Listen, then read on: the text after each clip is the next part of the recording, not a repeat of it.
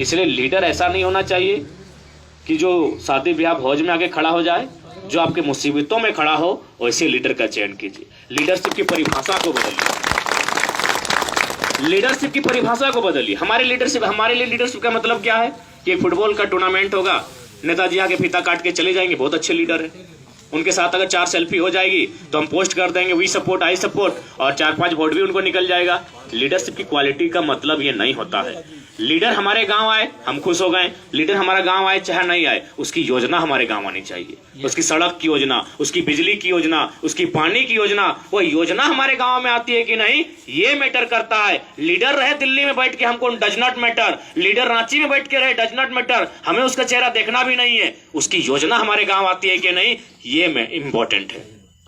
लेकिन हम लोग, चूंकि झारखंड की पॉलिटिक्स, हमारे लोग चीजों को समझते नहीं है, इसीलिए आज हमारी ये दुर्गति है। इसलिए हम लोग न्यू लीडरशिप को भी स्थापित करना चाहते हैं। एक्चुअल में वास्तव में लीडरशिप होना क्या चाहिए, उस चीज को हम लोग परिभाषित करना चाहते हैं, उस चीज को हम लोग स्थापित करना चाहते हैं। इसलिए आपसे हम लोग मौका मांगते हैं। अब मान के चलिए 2024 का जैसा ये चुनाव आएगा, ये जितने भी खासकर एमपी का जो चुनाव आएगा, वो माननीय नरेंद्र मोदी जी के नाम पर मांगा जाएगा। नो डाउट नरेंद्र मोदी जी की आज लोकप्रियता की बात करें तो विश्व, लेकिन झारखंड की समस्या से कौन बात करेगा? आज झारखंड की समस्या पर कौन बात करेगा? कौन हमारी पीड़ा को दिल्ली के उस पटल पे जाके रखेगा?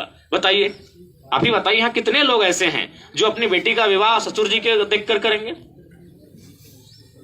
कोई है ऐसे यहाँ कि आप अपनी बेटी का शादी उनके ससुर जी के क्रियाकलापों को देख के करेंगे?